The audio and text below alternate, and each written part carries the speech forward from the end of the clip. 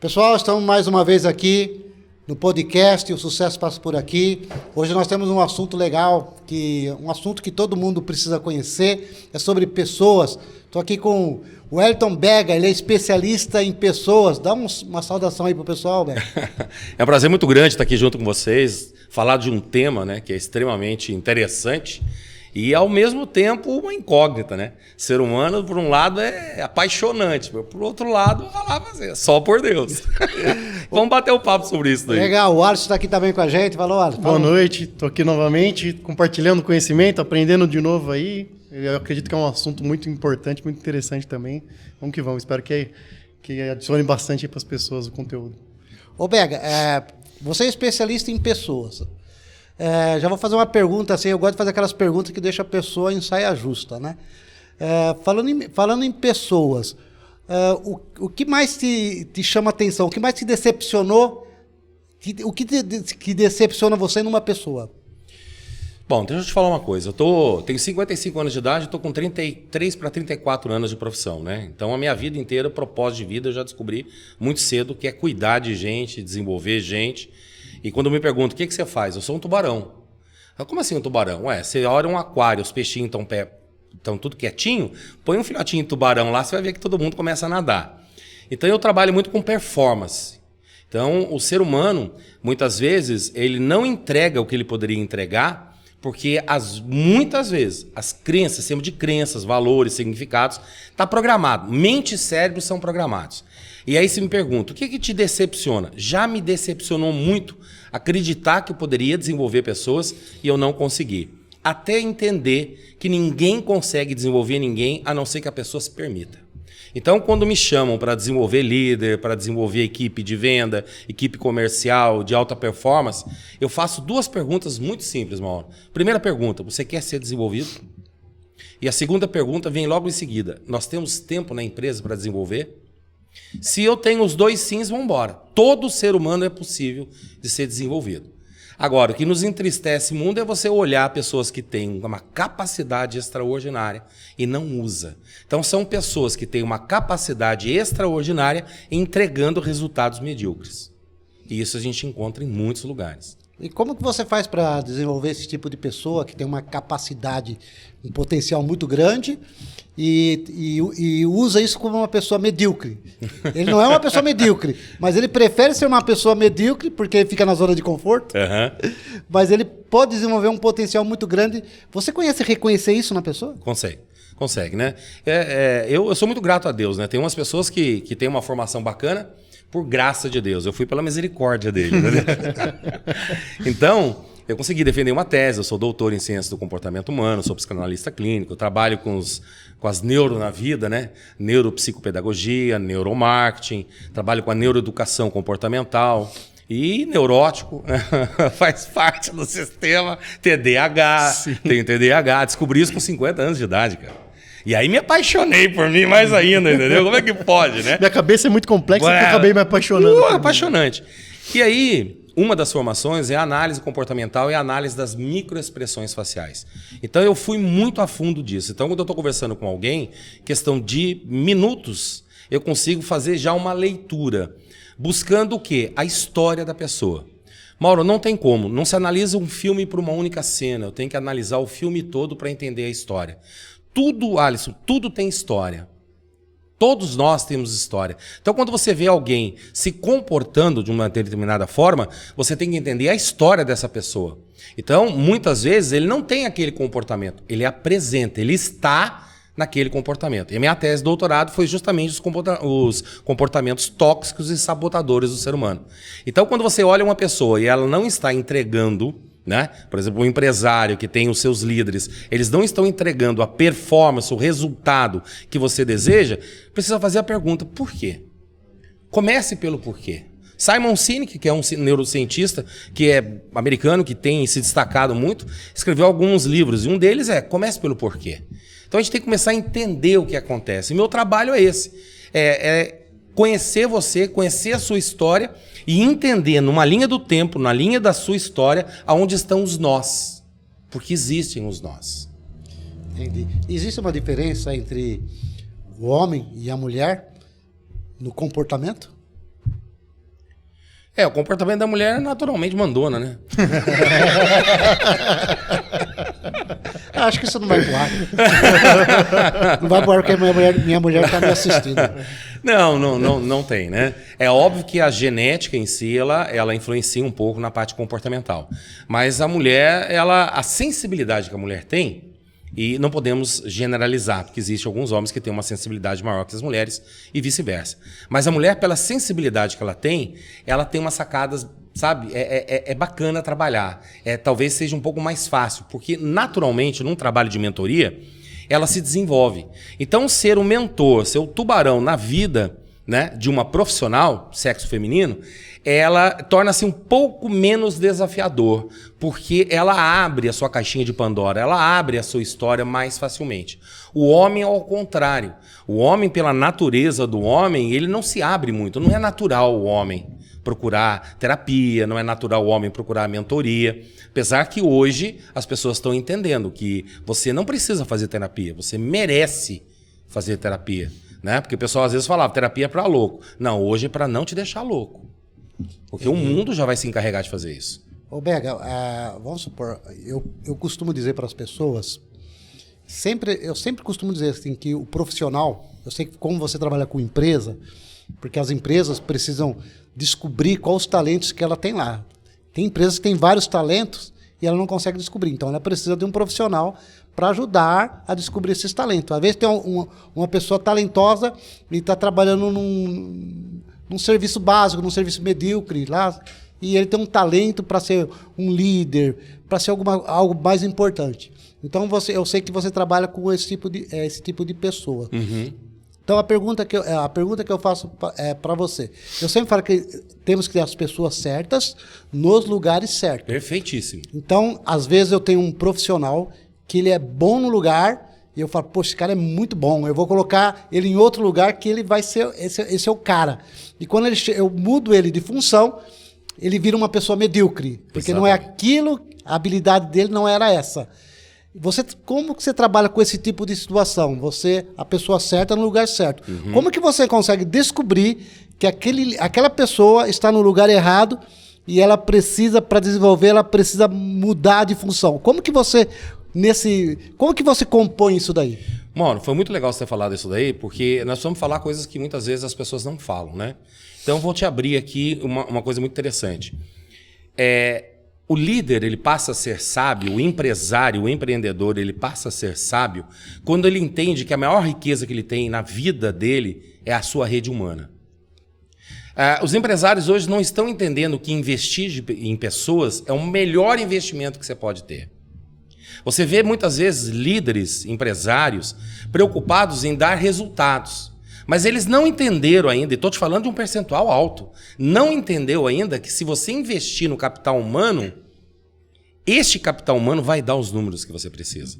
Por isso que invista em pessoas, cuide de pessoas, que as pessoas vão cuidar da sua empresa. Mas ainda não caiu a ficha.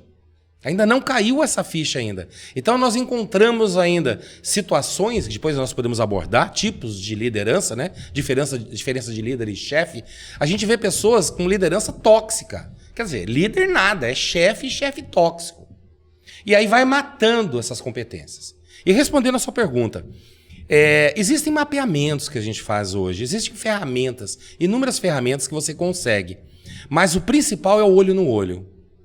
Eu tenho assim, algumas singularidades, né, que Deus me deu. Você vai ver eu falar muito de Deus e tal, depois eu conto a minha história, o que aconteceu, né? Marcado. E eu tenho algumas singularidades. Eu tenho uma coisa chamada... Presta atenção no meu inglês, que agora vai ser britânico. Presta atenção. Eu tenho olha só. Eu tenho um feeling. Feeling? Não pode pronunciar o IG. Não. Feeling. IG... Eu tenho um feeling realmente, eu tenho uma sensibilidade muito grande. Quando eu bato o olho da pessoa, parece que eu já vou entendendo um pouco da história da pessoa. E aí eu faço o mapeamento. E aí nós vamos entender se aquele cargo, aquela função, aquele desafio, se vem ao encontro, e não de encontro, mas ao encontro do perfil atual. Se não vem, nós temos que analisar se há possibilidade de desenvolvê-lo ou não. Eu sou muito chamado dentro das empresas, quando as empresas falam assim, olha, eu tenho alguns profissionais aqui que eu penso em escalar, eu tenho alguns profissionais que eu quero levar para um nível hierárquico maior. Dá uma olhada para mim, dá uma analisada para mim. Né? Acontece muito, às vezes, quando alguém está sendo pleiteado para ser um CEO, para ser um vice-presidente e tal, ou mesmo um gerente, supervisor. E aí a gente tem que começar a entender este perfil, esse formato, se ele é capaz de ser desenvolvido e se adaptar a essa nova função, ou de repente nós temos que buscar uma outra pessoa. Isso é muito claro, porque acontece muito dentro da empresa derrubar o cara para cima. Já viu isso? Derrubar o cara para cima. Derrubar o cara para cima. O que significa isso? Você é um baita de um executor dentro da sua função. E aí aparece uma oportunidade de liderança e fala, pô, vou pegar o Alisson, cara. O cara é o melhor no que ele está fazendo. Só um minutinho. Ele tem perfil de liderança? Ele foi desenvolvido a ser líder? Hoje você vê muita gente tendo a função de líder, mas eu pergunto para você, a pessoa foi ensinada a ser líder? A pessoa passou, existem técnicas? Você pode me perguntar, o líder nasce ou ele é desenvolvido? Eu vou responder para você, quando você falou assim para mim que muitas empresas não investem no capital humano. Eu vou explicar para você, porque eu na prática, eu sou empresário faz 37 anos, e 37 anos que eu lido com pessoas. Até hoje, né, a dificuldade é muito grande de lidar com pessoas, porém, a minha empresa tem feito um investimento enorme em pessoas, muito grande, e tem dado excelentes resultados. Então tá aí, eu sempre falo que os melhores profissionais estão comigo, né? Sim. Nós viemos discutindo isso. Nós fizemos, eles eram bons, mas nós fizemos com que eles ficassem melhores ainda com o treinamento que nós demos e continuamos investindo, continuamos dando treinamento para eles. Mas eu vou falar para você por que o empresário não investe. É uma palavra pesada, porque ele é burro, tá? Ele é burro. Aí eu perguntei para alguns amigos meus, que são empresários, por que você não investe? Eu não invisto porque depois que ele fica bom, ele vai embora. Aí eu disse para ele o seguinte, aí eu posso responder uma parte, mas eu pergunto, por que eles vão embora para você? Há inúmeros fatores. Tá. Ou a cultura da empresa ela é uma cultura que expulsa naturalmente, ou uma das piores coisas que acontece é quando imagina que eu estou liderando aqui 3 ou 4, e aí um deles vem e fala assim para mim, ô Beg, já estou aqui tanto tempo, e fizeram uma proposta para mim ali, sabe, por mais não sei quanto, eu então queria ver um acordo com você e tal, e vou pedir para sair, tá tudo certo. Não, eu vou te dar um aumento. Cara, isso é uma das piores coisas que existe no mundo. Se você sabe que aquele cara merece, por que você já não fez antes? Então, Mauro, você é um exemplo, e isso me traz muito alívio e muita felicidade, porque você acabou de dar o seu depoimento de um empresário que sabe o que é investir em pessoas. Então você sabe o que eu estou falando. Sim. E quanto a ser burro, foram palavras suas, não minhas, mas porém... Eu não falei nome, não falei o nome. Eu faço delas as minhas?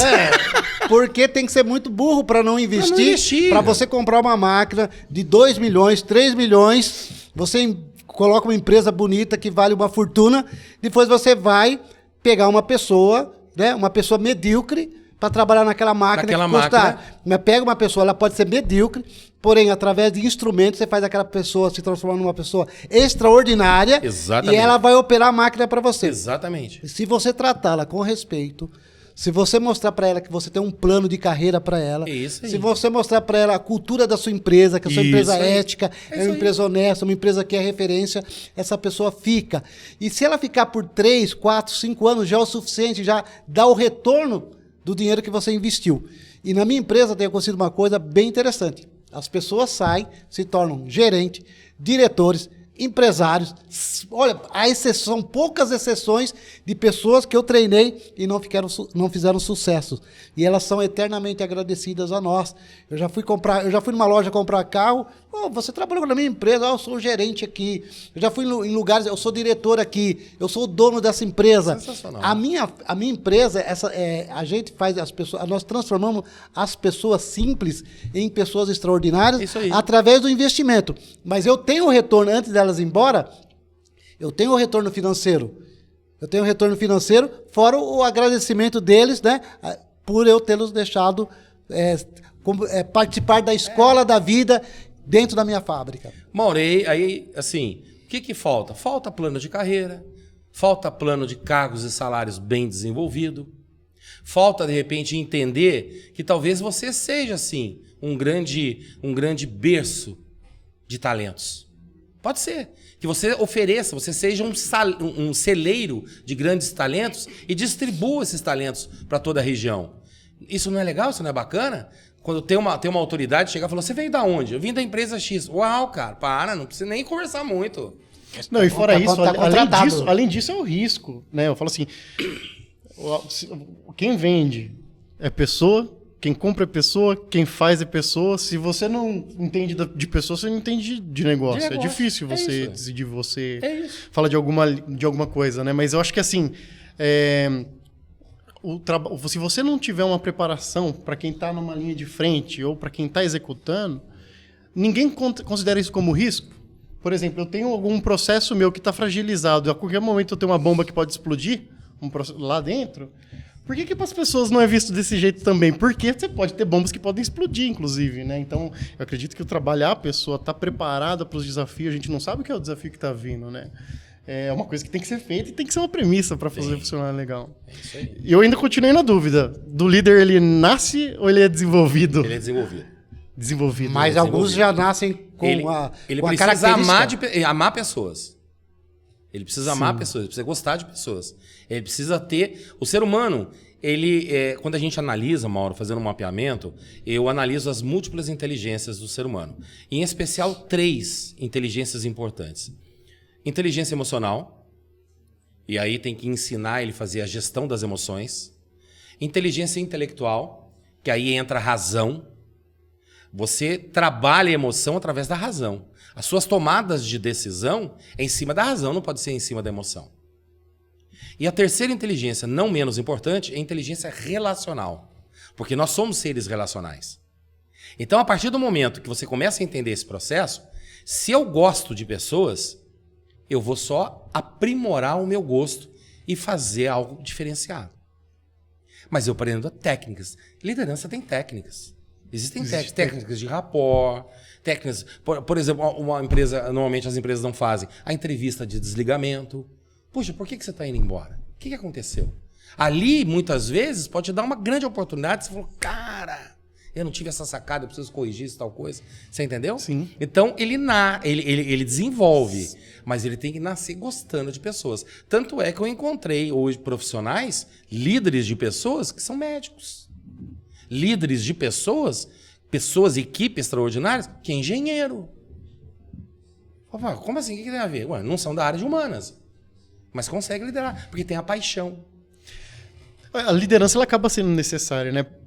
Tem pessoas que têm iniciativa e começam a criar alguma coisa e, em um certo momento, precisa de pessoas com ela e não consegue desenvolver. Tem sinais que ela consegue ver disso aí, que ela está vendo que ela não vai ser um bom líder. Então, por exemplo, para quem está começando agora, sozinho, você tem alguma dica, por exemplo, de como trabalhar para poder ter uma liderança boa em cima das pessoas que estão com você lá? Aprenda a cuidar de pessoas. Aprenda a cuidar de pessoas. A palavra-chave hoje é cuidar de pessoas. E para você cuidar de pessoas, você precisa observá-las. Você precisa observá-las. Você tem que investir um tempo conversando com as pessoas. Você precisa conversar com a sua equipe. Às vezes você percebe alguém que não está muito legal, você tem que chegar, chamar para o canto e falar, o que está pegando? O que está acontecendo? Eu estou vendo hoje que, de repente, a sua produtividade não está rendendo como deveria. O que está pegando? O que eu posso te ajudar? Quer ir para casa? Quer dar um tempo? Quer corrigir isso daí? Quando você começa a fazer isso, os seus liderados passam a se inspirar na sua liderança. Porque a liderança inspiradora é uma das lideranças que tem maior eficácia e eficiência. O líder, ele não manda, ele sugere. O líder, só no olhar, as pessoas entendem o que está acontecendo e fazem. Eu fico por você 12 horas, 13 horas, 14 horas, por você, irmão. Entende como é que funciona? Por isso que você tem que cuidar de pessoas, por isso que você tem que entender esse processo. Mas você vê muitos por aí chefes. Chefe, não quero saber não, mas faz o que tem que fazer, está acabado, não é pago para pensar. Gente, eu já encontrei cada coisa e falei, rapaz, isso aí é plantonista do capeta, velho. É complicado. É plantonista do capeta. E aí você viu um empresário investindo, Mauro, alto, fazendo de tudo, e você fala, pô, por que não acontece? Porque não acontece porque às vezes você tem pessoas de um nível, de um posto de comando dentro da sua empresa, você não entendeu ainda que o cara está detonando tudo que você está investindo. Ó, na minha empresa, tem muitas pessoas de fora. De fora eu pergunto, por que você... Eu não, o pessoal do RH pergunta, por que você quer sair dessa empresa que você trabalha, quer vir trabalhar com a gente? A maioria fala que é o clima. É o clima. Eles ouvem dizer que na minha empresa o clima é bom para se trabalhar, as pessoas são amigáveis, são comunicativas, é gostoso de trabalhar ali. E onde eles trabalham, eles se sentem pressionados. E não é o salário. O salário é menor, às vezes. O salário, às vezes, eles vêm com salário menor. Eu não pego, por ética, eu não pego. Porque eu explico que eu não posso tirar pessoas que já estão trabalhando. A não ser que as pessoas estejam desempregadas, eu consigo pegar essas pessoas. Mas, porém, por ética, eu não pego uma que está trabalhando, principalmente no meu concorrente. Às vezes tem algum deslize que eles mentem, alguns mentem, estou desempregado, eu não trabalho em tal lugar, e já aconteceu isso e nós nos desculpamos por isso. Mas muitos falam que é o clima da empresa, que é um clima pesado, por isso que eles querem sair. Porque a pessoa sai de casa de manhã para ir trabalhar, vai ficar 10 horas dentro de uma empresa, ele precisa estar num lugar agradável. Você concorda com isso, Roberto? Totalmente, mano. O clima organizacional de uma empresa, ela diz por si. Ali no clima organizacional você mede a cultura. Você identifica a cultura. Então, eu fico... de novo, você me fez uma pergunta que até agora eu reflito, né? Que me entristece. Me entristece muitas vezes é ver uma rede humana fantástica, apaixonada pelo que faz, apaixonada pela empresa, pelo negócio, e você vê líderes desrespeitando, falando de forma grosseira, falando de forma que rebaixa o profissional. Você tem todo o direito de ter problemas. Todos nós temos. Nós temos que começar a entender, e tem uma coisa muito interessante, chamado felicidade produtiva. Presta atenção nesse termo, felicidade produtiva. É a primeira vez que eu ouço essa palavra. Eu venho já trabalhando há bastante tempo com isso e agora isso está crescendo muito, né? Felicidade produtiva. Você percebe que as pessoas não aproveitam e não criam essa felicidade produtiva dentro da empresa. Porque quando eu falo de felicidade produtiva, não é abraçar a árvore. Não é tomar chá de cogumelo, velho. Não é, vou fazer yoga, entendeu? A felicidade produtiva não é produzir filho também, tá? Também não. Não é não, tá? Não é não, não vai nem empolga não. Felicidade produtiva, ela é alicerçada em 3 pontos importantes. Primeiro, uma operação muito bem feita. Operação muito bem feita. Processos muito bem definidos. Cada um sabendo o que precisa fazer. Segundo, todos precisam despertar neles um sentimento de dono, de autorresponsabilidade. Entendendo que todo negócio precisa ter 2 coisas, rentabilidade e lucratividade. E esse termo, esse conceito, precisa desde a senhora do cafezinho até o CEO da empresa, até o dono da empresa. A rede humana precisa entender isso. Porque quando ela entende isso, ela começa naturalmente a fazer uma campanha para poder mitigar, para poder diminuir os desperdícios. E o terceiro, não menos importante, você precisa saber o que você deve fazer, como deve fazer, quando deve fazer. O que fazer, como fazer e quando fazer. Somando essas 3 coisas, você tem felicidade produtiva. E aí você trabalha feliz.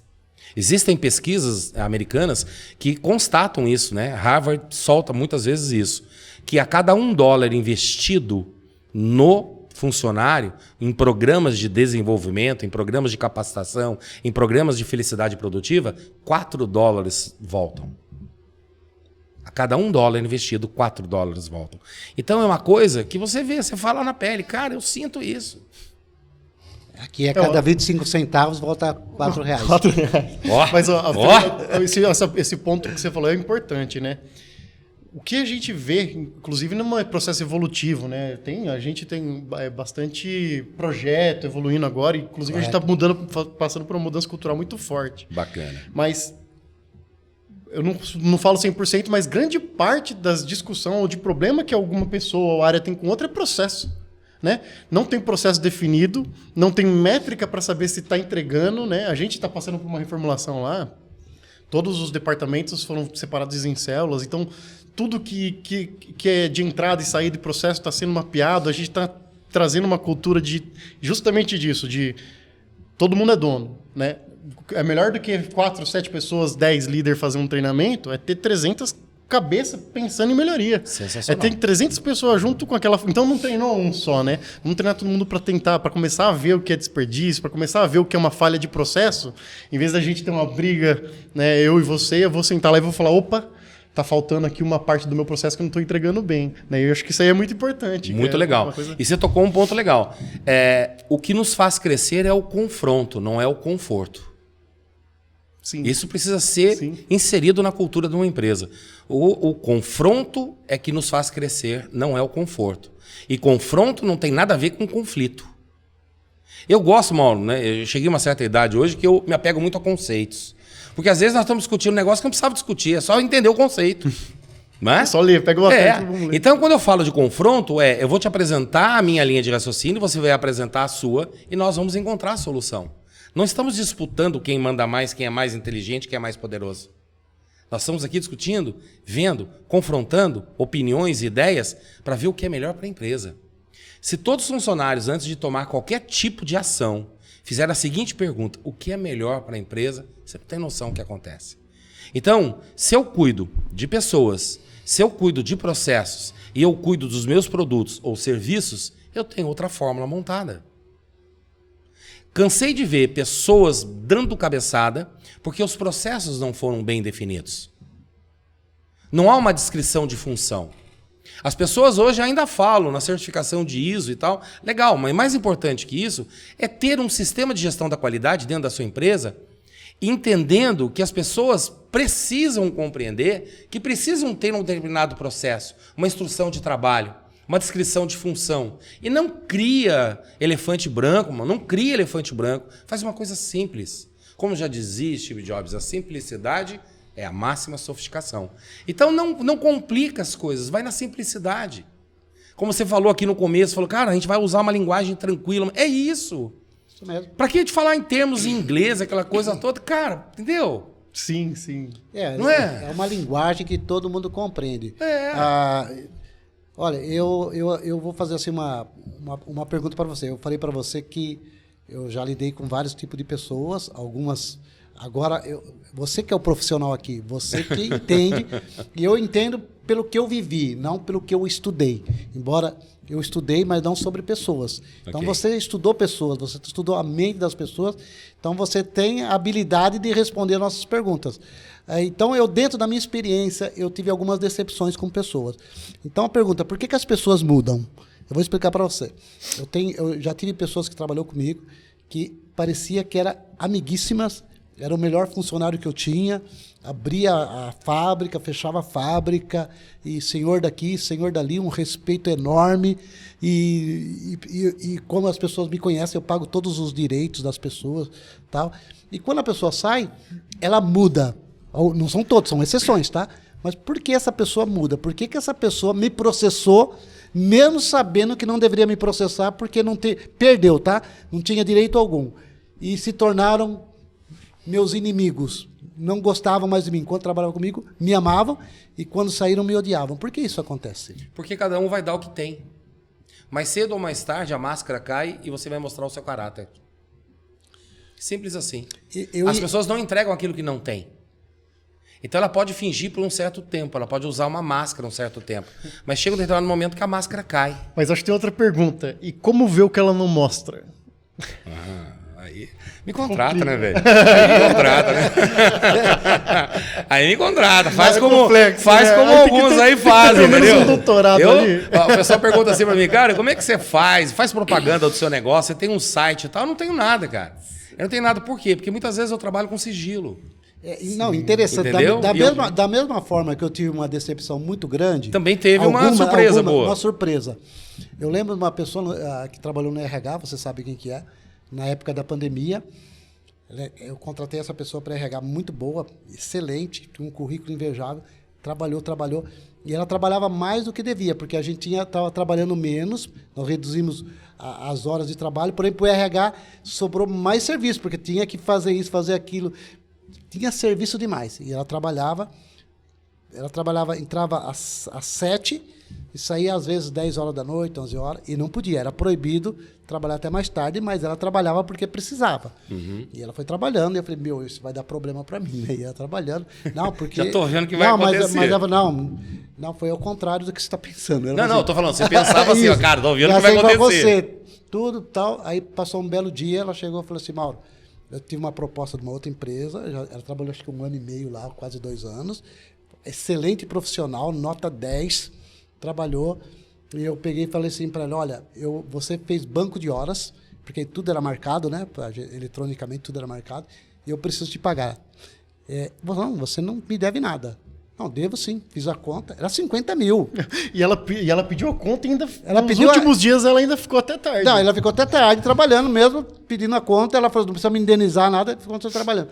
Eu falei, mas eu vou pagar as horas, 50 mil. Mas eu não quero receber. Cara, tá com brincadeira, não quero receber. Foi embora para outra empresa, se você precisar de mim. Aí contratei outro RH, expliquei o caso. Falei, olha, não quer receber. Porque eu também, pela minha honestidade, eu tenho que pagar. Ela trabalhou, eu tenho que pagar. Aí o meu RH falou, faz o seguinte, negocia com ela, que era muito dinheiro, 50 mil, época de crise, época de pandemia. Então, negocia metade. Falei, legal. Verdade, vou negociar com ela metade ela vai aceitar. Então liguei para ela, falei, olha, cumprimentei, tu tá indo, não, tô indo bem aqui, né? Ela era solteira, então ela falou que ela ia trabalhar fora do país, então ela falou que era uma grande oportunidade e não estava saindo por causa de salário não, que ela gostou muito de trabalhar com a gente, mas ela queria voos maiores. Aí eu falei, olha, cheguei aqui num acordo com o meu RH e eu vou negociar com você, vou te pagar metade. Mas eu não tô te cobrando nada. Não, mas vou pagar metade. Não, eu não quero metade, eu não quero... Você não entendeu? Eu não quero absolutamente nada. Eu trabalhei aí, eu gostei muito de trabalhar aí. Eu fui transparente, eu trabalhei até mais tarde porque eu quis, você não me obrigou. Eu achei que eu devia e saí daí feliz, achei uma proposta boa agora. Nada de me pagar, não quero, ela não quer. Como eu tinha o número da conta dela, eu paguei os 25 mil, não sei se foi 20 ou 25 mil, paguei, falei, eu vou pagar, não quero saber. Então, você vê que tem pessoas que nos surpreendem positivamente e pessoas que nos surpreendem negativamente. Então, há um contrapeso aí. Então, eu não posso generalizar, porém, esses que me decepcionaram foram poucos, tá? E a gente marca os que são poucos, a gente deveria marcar os que são muitos. Mas a gente não esquece aquele que você tratou com tanto carinho e ele vem e a gente fala que deu uma punhalada. Poxa vida, era só conversar comigo, se você não estava satisfeito, porque você não estava pagando seus direitos, você tem que sentar comigo e falar que alguma coisa está errada. Porém, nos meus processos, eu ganhei quase todos. Eu acredito que 98% dos processos eram injustos e eu ganhei. Mas, porém, eu fiquei feliz com essa pessoa que a gente fala, eu vou acreditar no ser humano, as pessoas são boas, as pessoas querem trabalhar, as pessoas querem ver o progresso das empresas, o progresso do país. Então, você tem decepcionado, você tem encontrado alguma situação semelhante, alguma situação bizarra que você pode nos contar? Mauro, isso que você falou é um pouco corriqueiro dentro das empresas, né? Você tem decepções e tem surpresas boas, né? Mas aquilo que eu te falei, eu sugiro que as pessoas continuem acreditando em pessoas. Precisa continuar acreditando em pessoas. Eu não estou preocupado hoje com a liderança do país. Entenda o que eu vou te dizer. Porque tem muita coisa boa para ser feita. E a gente tem que focar naquilo que precisa ser feito, a gente tem que focar naquilo que tem que ser trabalhado. Então, já aconteceu de sócios, melhores amigos, quase que dormindo juntos. Chega um determinado momento, um meteu o outro no pau, no processo. Processou. Isso eu conheço bastante história. Entendeu? Já vi, por exemplo, um funcionário que tinha todas as senhas, tinha tudo do banco e tal, e depois começou a desviar. Quer dizer, é uma pessoa de altíssima confiança. Começou a ter desvios. Mas também já vi pessoas que você aparentemente já com receio, ficava ali e de repente foi te surpreendendo. Como teve um caso uma vez dentro de uma empresa, preservo só nomes e a empresa, questão de ética, mas teve uma vez um presidente, ele estava preparando para sair para a viagem, a secretária preparou para ele, preparou alguns dólares, então separou para ele, acho que eram 2 mil, 3 mil dólares para ele dentro da carteira, da pasta, e ele saiu correndo de horário, que normalmente os caras saem sempre em cima da hora. Caiu. Uma pessoa da produção, que ele passou na produção, a pessoa da produção pegou, correndo atrás dele e tal. E aí teve um gerente que virou para ele, o rapaz, e falou assim: pô, cara, não é hora de falar não, pô, o cara tá saindo pra viagem, você vai encher o saco do cara? E aí todo mundo olhou. A sorte que o presidente olhou, ouviu também e olhou. O que tá pegando? Aí o senhorzinho virou a cabeça assim, né? O gerente tava aqui, ele virou a cabeça. O senhor derrubou o seu dinheiro. E aí? Bom, não precisa dizer o que aconteceu com o gerente. Você entendeu? Então, ô Mauro, eu tive grandes presentes da vida. Por isso que eu digo a você, eu acredito no ser humano. Só para você ter uma ideia, e essa é uma história interessante, né? De propósito de vida. A gente tem que entender o nosso propósito. Em 2006, eu fui dar uma palestra em Manaus. Que eu viajei muito, trabalhava muito, tenho 3 filhos lindos, puxaram a mãe, Deus foi misericordioso novamente comigo. Né? E aí tem um filho de 21 anos, Júlio César, provavelmente tá aí. Tá ao vivo ou tá gravado? Depois eu soltar. Tá gravado. Tá. E aí vai ouvir e tal, né? Então Júlio César, Ana Clara e Maria Júlia. 21 anos, 18 e 15 anos. Eu fui viajar e fui para Manaus dar uma palestra, quinta-feira.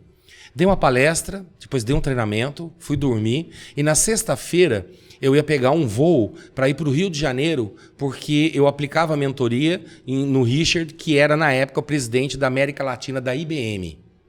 Então terminei a palestra, tomei meu café da manhã na sexta-feira e fui. Quando eu estava indo, a secretária na época me ligou e falou assim: doutor, o doutor Richard ligou para o senhor ir embora para São Paulo. Que ele é sexta-feira, vai o senhor cuidar, ficar com a família, que ele também quer ficar aqui no Rio, aí depois ele te encontra lá na Rua Tutóia, em São Paulo, que é a matriz da IBM. Pô, eu fiquei muito bravo no começo, né? Falei, acabou, tudo montado direitinho. Aí cheguei no aeroporto, fui no balcão da companhia aérea e perguntei para a moça: olha, eu ia para o Rio de Janeiro, tive que mudar a passagem, tem aí passagem para São Paulo, como é que pode? Ela olhou e falou: nossa, teve uma desistência. Posso colocar você? Falei: pode, claro, coloca aí. Mas, pô, onde já se viu, né? O cara marcou comigo, desmontou, blá, blá, blá, blá. Beleza. Fui embora, entrei, esperando, olhei, tinha um monte assim do lado direito, tinham vários músicos, o pessoal que veio dos Estados Unidos, que iam fazer uma apresentação de jazz no Rio de Janeiro. Eu falei: ó, tá vendo? Era pra estar com os caras. Tá. O voo para o Rio de Janeiro, porque ele estava indo para Brasília com escala no Rio de Janeiro. O voo saiu, 7, 8 minutos depois o meu voo saiu.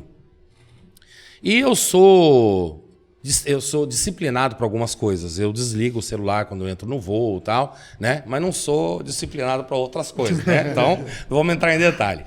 E desliguei o celular. Quando eu cheguei no aeroporto de Guarulhos, o meu motorista foi me buscar e me trazer para São José dos Campos, eu liguei o celular, tinham 18 ligações. 12 só da minha esposa. E aí, quando eu atendi, eu falei para ela: o que aconteceu? Aconteceu alguma coisa com as crianças? Tem algum problema e tal? Ela falou, chorando, ela falou: você tá vivo? Falou: eu tô. Não, amor, você tá vivo. Eu falei: se eu não tô vivo, Steve Jobs já lançou um iPhone que fala com o morto. Pô, não brinca, rapaz, você não tá sabendo o que tá acontecendo, e bateu o telefone.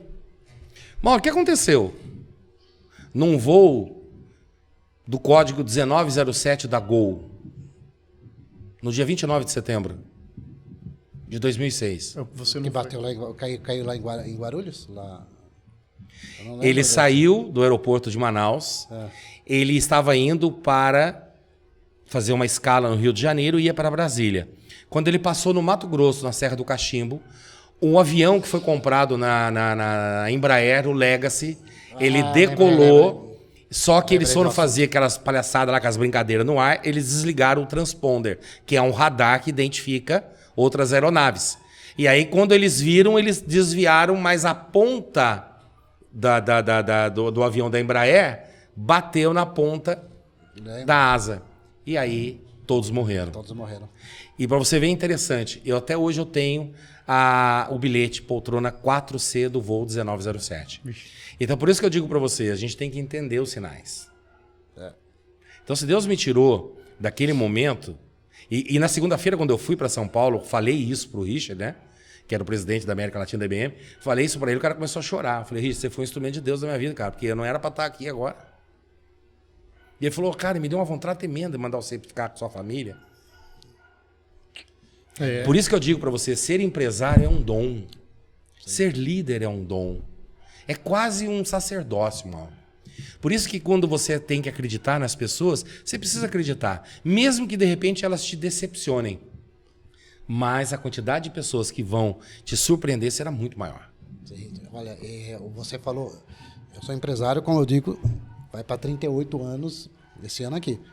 E realmente, para você ser empresário, você precisa exercitar a sua paciência, você precisa exercitar o seu conhecimento, você colocar em prática o seu conhecimento, você tem que aprender coisas novas, você tem que passar por todas as situações, aquilo que você nem imagina para você ter bagagem. A gente precisa ter bagagem, para ser empresário precisa ter bagagem, precisa saber tudo que tem que acontecer de tudo, planos econômicos, inflação, juros altos, juros baixos, pandemia, crise para lá, para cá, para você ser moldado e se tornar um empresário. Isso aí. Ele realmente, para ser empresário no nosso país, você falou, é um dom.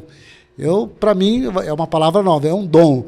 Para mim, assim, é uma carreira que precisa ser bem consolidada mesmo. Precisa ser muito bom para ser empresário aqui no nosso país. Eu não estou dizendo que eu sou bom.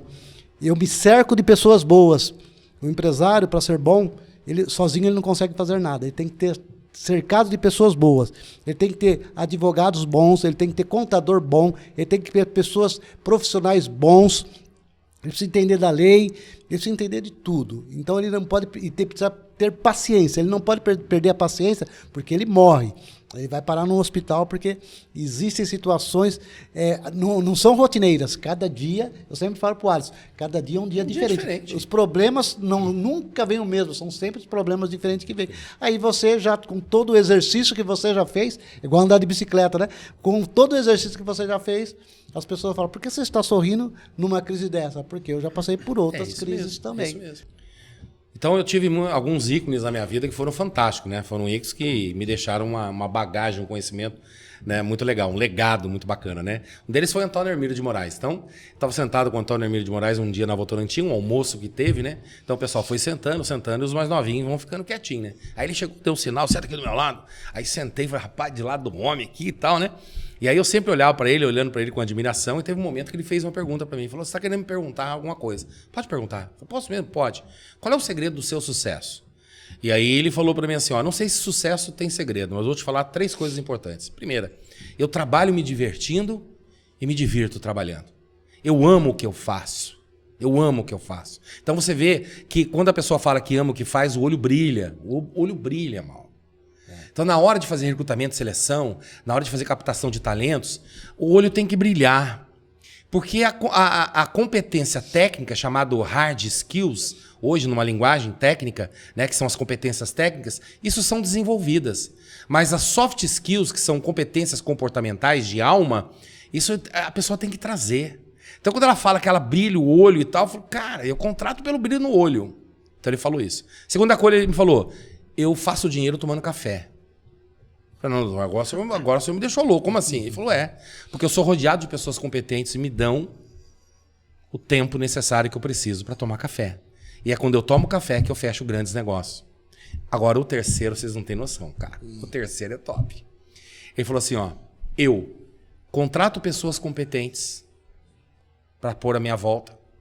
Eu dou condição para elas, para que elas sejam competentes. Dou equipamento, dou estudo, dou conhecimento, dou treinamento. Eu deixo ela ser competente. Porque não adianta eu preparar uma pessoa e toda hora eu estou me metendo lá. Já fez? Não fez? Mas quer que você faça dessa forma. Se você me compreende, você fala assim, Bega, vai lá e faz um trabalho bacana lá para mim. Deixa eu fazer, cara. Você não me contratou? Confia. E o quarto, cobro competência. Isso eu carrego para minha vida hoje extraordinário.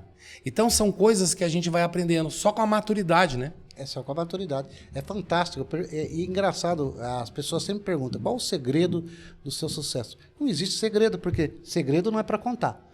Primeiro começa por aí. Se é segredo, eu não vou contar. Tá vendo o segredo? Já tá errado. Você quer a minha senha? Senha do banco, é isso mesmo ou não? Não conta desse jeito. Então não é segredo. Não é segredo. É falta de visão de quem está de fora. Porque a gente mostra, o empresário, principalmente esses tão importantes como o Antônio Emílio de Moraes, esses empresários, o Abílio Diniz, eles estão toda hora contando. Não é segredo, porque se fosse... Porque qual o segredo? E a pergunta do jornalista é sempre a mesma. Qual o segredo do seu sucesso? Não existe segredo. A minha vida está aberta. Escreve no teu... lê meu livro. Ele fala, tá o livro aqui. Eles escrevem, eles dão palestra. Então eles falam, não existe segredo. Existe a compreensão de quem está ouvindo. O insight de quem está ouvindo a palestra, quem está lendo o livro, ou vendo a vida dessa pessoa importante. É só copiar, é imitar. Não é segredo. Segredo é quando a gente não conta. Segredo ninguém conta. É isso aí. Então não existe segredo para o sucesso. Existe você saber, perceber o que o outro está fazendo e ter vontade de fazer o mesmo. Ter vontade de ter o sucesso e não ter preguiça. É isso aí. Saber quantas horas ele trabalha, quantas horas ele estuda e saber o que ele faz. É isso, não existe segredo. Segredo não se conta. Paga o preço. Paga o preço. Tá disposto a pagar o preço? Paga o preço. Bom, tem uma coisa pra gente fechar, né? Aqui, quando eu vou desenvolver alguém, eu falo assim, ó, você tem que conhecer o efeito iceberg. O que é o efeito iceberg? Quando você vê o iceberg, que é uma pedra de gelo muito grande, né? Quando você olha no mar um iceberg, você vê um pedaço dele. Só que não podemos esquecer que aquele é uma partezinha. 10 vezes maior do que a partezinha está embaixo. Então 10% em cima, 90% embaixo. E tem iceberg que a formação dele é longa. Por isso que quando você vai no navio, eles não chegam perto para você tirar foto. É de longe que você tem que tirar foto. Porque o radar já pegou ali próximo. O que eu quero dizer com isso? Todas as pessoas olham você acima do iceberg. Olhem você na posição que você está, nas conquistas que você tem hoje. Mas nós temos que olhar, para quem está disposto a pagar o preço, o que você fez para chegar. E o que você fez para chegar está debaixo da água. Quantas noites sem dormir? Quantas vezes ultrapassando os limites? Quantas vezes passando acordado, colocando em dúvida se seria capaz ou não de fazer? Quantas vezes chegou, cara, se não der certo eu tô morto, não é? É simples. Você entendeu? Quando você olha um atleta, ele subindo no pódio, ganhando a medalha de ouro e ele está no primeiro lugar, as pessoas olham aquilo e desejam aquilo. Mas as pessoas estão dispostas a acordar todo dia 4 horas da manhã para treinar? Estão dispostas a fazer uma reeducação alimentar? Estão dispostas a sentir dor, cãibra e fazer o que precisa ser feito? Essa é a primeira pergunta que eu pergunto quando alguém está sendo pleiteado a subir na carreira. Você está disposto a pagar o preço? Você tem que saber. E o preço é alto. E o preço é alto. Ué, mas se a função é alta, o preço é alto. O preço é alto. Não vem com essa história.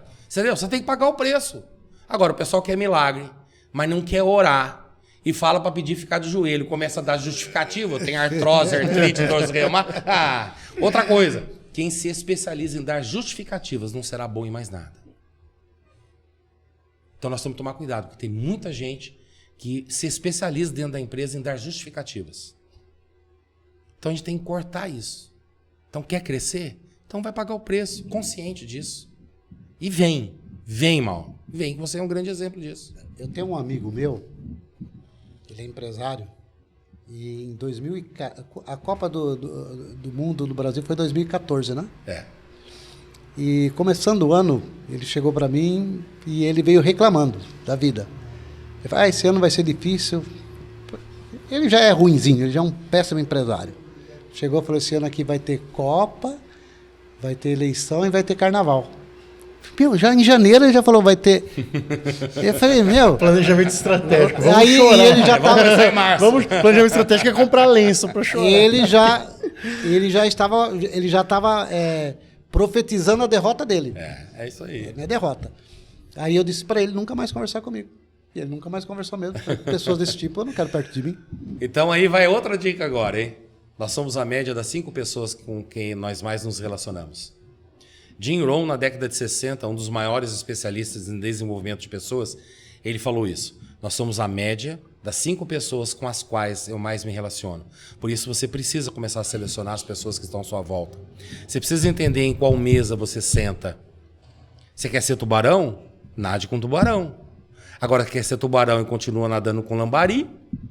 Olha, eu quando tinha uma certa idade... Cara, não vamos terminar esse negócio nunca, né, Gabi? Tá gostoso demais aqui. Já deu horário já? Eu sei lá, não tô. Eu tô aqui conversando, eu tô aqui, né? Aí o que aconteceu? Aí eu tinha eu frequentava bar, né? Assim, não bebia, tá? Mas eu frequentava bar. E eu sabia quais os assuntos, tudo medíocre, né? Todo mundo falava de política, falava de futebol, e ninguém entendia absolutamente nada. E eu era essas 5 pessoas, a média de pessoas era ali.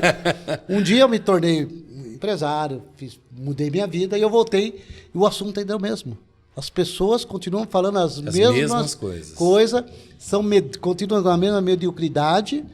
Eu falei, eu estava ali, eu saí. Se eu estivesse ainda frequentando aquele bairro, aquele bar, eu seria medíocre seria igual a eles. mesma coisa. Exatamente nenhum venceu. Todos eles foram, a maioria fracassaram, ou tiveram uma vida mediana. Mas se eu estivesse ali, ouvindo a conversa deles, não, eu saí daquele ambiente e procurei outro ambiente. Nesse outro ambiente que eu me tornei quem eu sou hoje. Minha empresa hoje, graças a Deus, é uma referência. A gente tem 8 prêmios como o melhor fornecedor da Embraer. Então, minha empresa é uma referência. Mas eu tive que sair do lugar onde estava para conseguir habitar no meio de outras pessoas. Que são pessoas que eles falam assim, essas pessoas são chatas, né? Não, são pessoas intelectuais, são pessoas que têm visão de futuro, são pessoas que pensam no país, são pessoas estratégicas, e essas pessoas são felizes. Eu também achava que não. Não, eles são felizes, eles têm seus momentos de trabalho. Tristeza e de alegria, mas são felizes. São felizes e faz outras pessoas felizes. Geram emprego, geram oportunidade e geram crescimento para o país. E essas pessoas que o nosso país precisa. Eu não ligo se você frequenta o bar, mas não fica toda hora lá e fazer sua mulher te buscar ainda. Aí você vai passar vergonha ainda, que a sua mulher vai te buscar lá e vai te bater ainda. Eu vou te falar para vocês aqui, tem tanto assunto para a gente conversar, e nós nem falamos em felicidade produtiva, né? Não falamos ainda do conjunto cérebro e mente. Tem muita gente que joga a culpa na mente, mas não é o cérebro. O cérebro tem as funções dele, que muitas vezes nos sabota e tal. Então, assim, estou à disposição para a gente vir. E foi gostoso aqui o ambiente, né? Você vê que tudo é ambiente? É ambiente, sim. Tudo é ambiente, né? Aqui é um ambiente, parece que nós estamos aqui num... Eu queria tirar uma dúvida antes de acabar, acho que para não prolongar muito. Falando de pessoa aí na parte de desenvolvimento.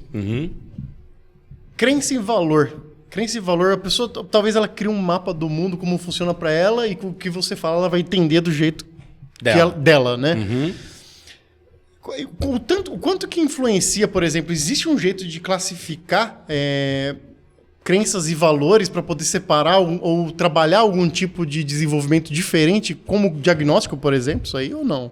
Não tá. Tá dentro do pacote. O ser humano ele tem um único relé, ele tem a única chave. Quando liga, liga tudo, quando desliga, desliga tudo.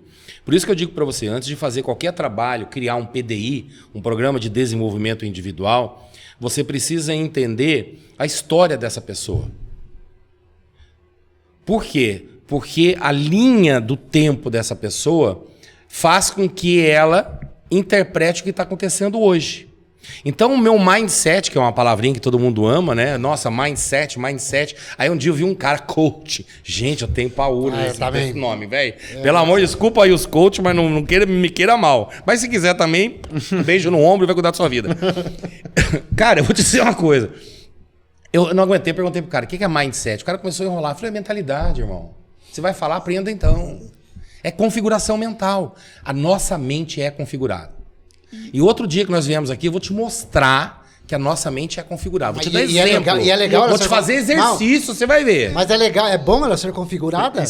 Ela é bom? Ô, Mauro, mas é ótimo. Não, mas se ela está configurada, ela vai obedecer um padrão. Mas aí que tá, nós temos padrões. A questão, a grande sacada é, eu devo manter a configuração que eu tenho ou eu devo reconfigurar?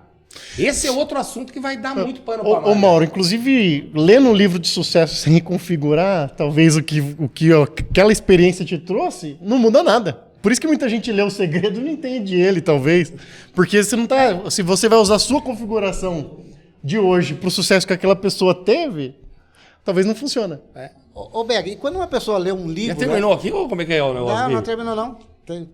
Terminou? Os caras estão namorando ali, velho. Que coisa. Não, gente. Agora, eu falei assim, se dá pra falar o que tem que falar aqui, o nosso diretor ali tá namorando a esposa ali no fundo.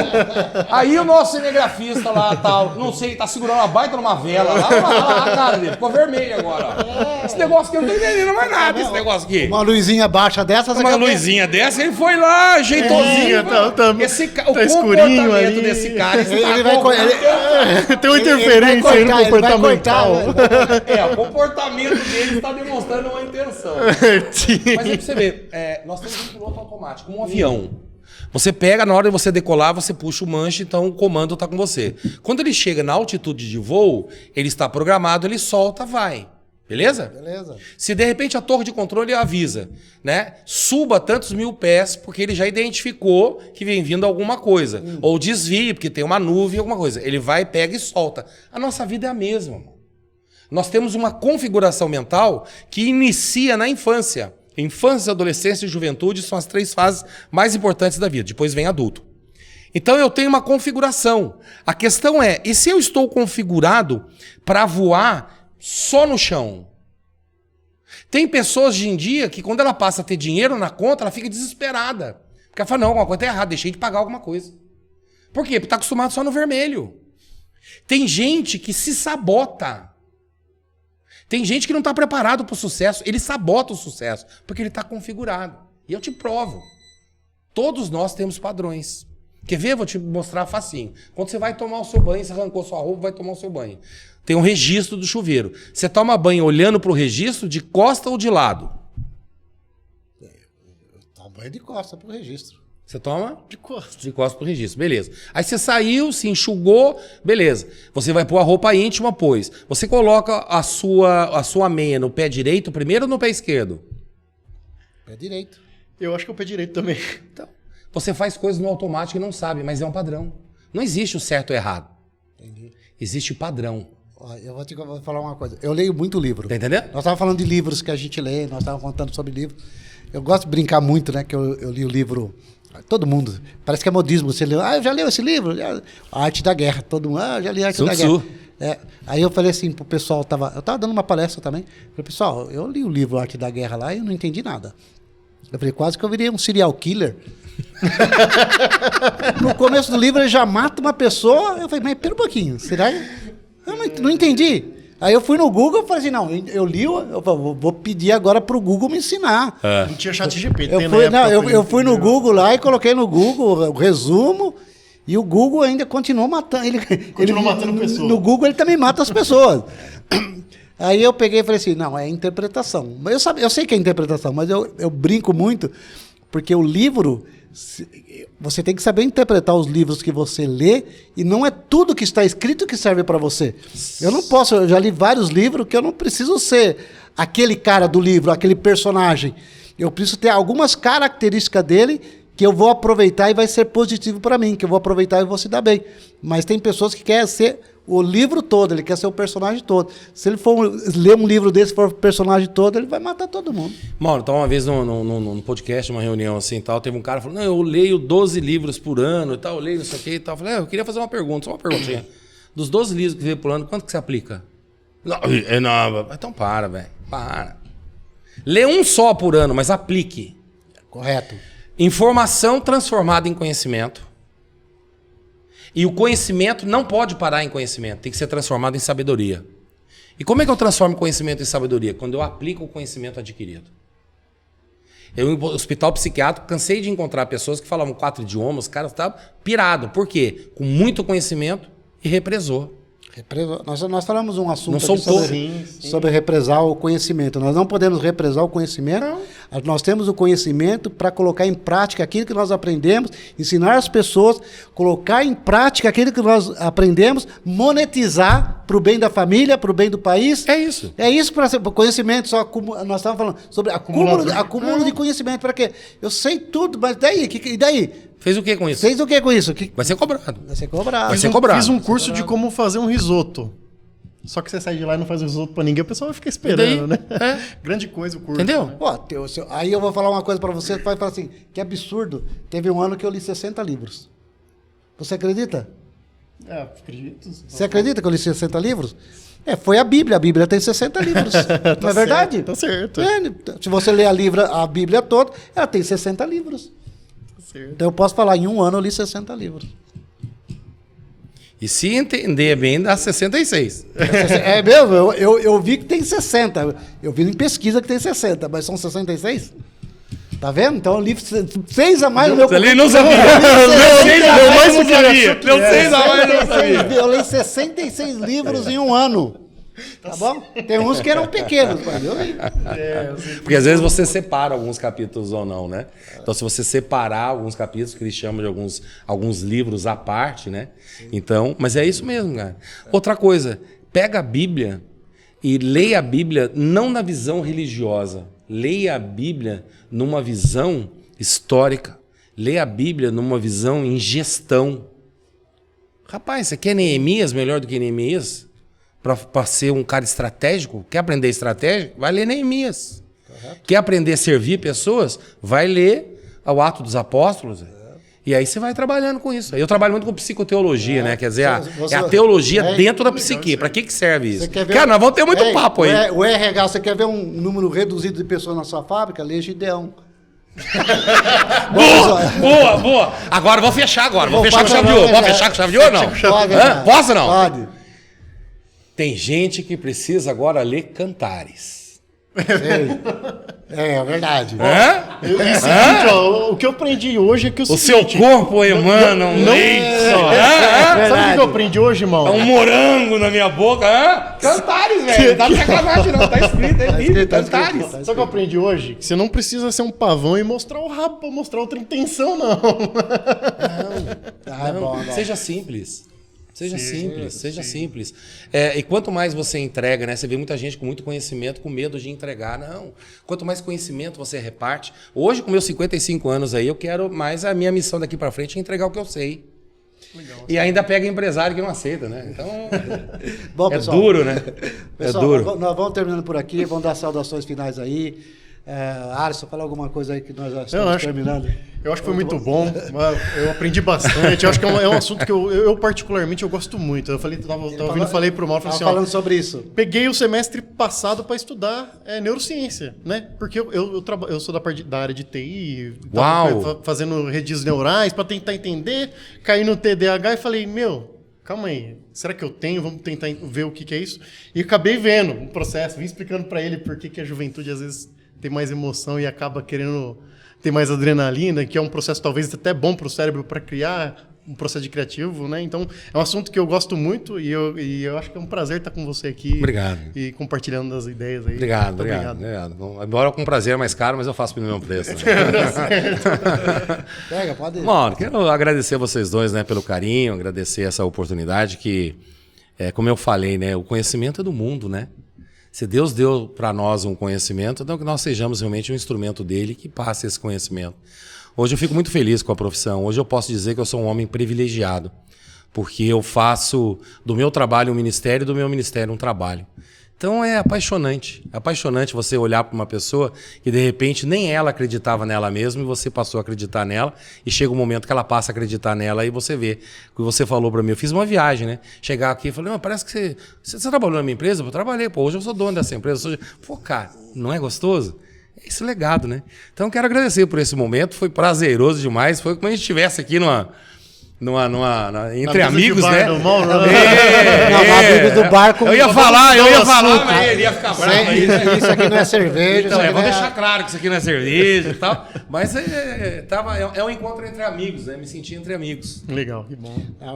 Eu fiquei muito feliz aí com a sua presença aqui, Bega. Alisson, obrigado por nos ajudar também nesse bate-papo. E uma coisa que eu gostei em pouco tempo para um assunto tão grande. Talvez eu já prometi para outras pessoas que eu trazê-los de volta aqui. Você é uma dessas pessoas que eu gostaria que estivesse de volta aqui para a gente falar muito mais sobre esse assunto. que é um assunto abrangente, é um assunto importante. As empresas precisam de pessoas, as pessoas precisam da empresa, o país precisa das empresas e das pessoas. E eu costumo dizer para as pessoas o seguinte, para os empresários, sempre trabalhar com as pessoas, não ter medo de nada, porque às vezes a gente tem medo, a gente arruma desculpa para não ser empresário, a gente quer desculpa para o nosso fracasso, e a gente tem mudou o governo. Muitas pessoas estão com medo porque mudou o governo, acho que vai mudar a estratégia, vai mudar as regras. O governo sempre muda, de 4 em 4 anos, de 8 em 8 anos vai mudar, isso sempre vai ter. A gente tem que ficar tranquilo, trabalhar, dar o melhor que a gente tem, treinar as pessoas e uma resposta final. Gente, Deus está no controle de tudo. É isso aí. Tá bom? Fantástico. Obrigado aí. Obrigado, tamo junto. Vamos embora.